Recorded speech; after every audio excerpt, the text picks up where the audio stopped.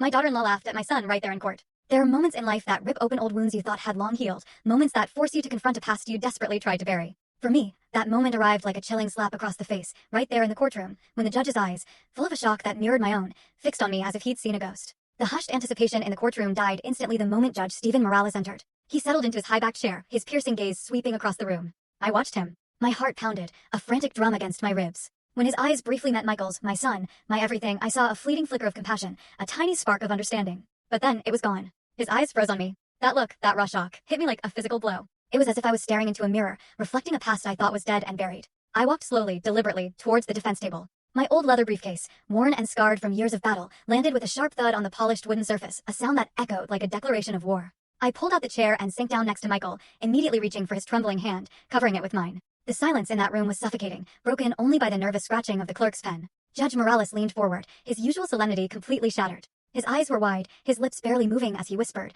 almost to himself, "Why did you come here?" That question hung in the air, a blast of cold wind sweeping through every corner of the room. Jessica, my daughter-in-law, frowned, her gaze sharp with suspicion. Her parents, seated behind her, leaned in close, whispering furiously, their eyes burning with distrust. Michael, my brave, broken boy, slowly lifted his head. His eyes were confused, but in their depths I saw a fragile, desperate spark of hope ignite. Seeing him like that, my heart ached with a pain almost too deep to bear. He didn't know. None of them knew. No one in that room understood that I wasn't just a mother.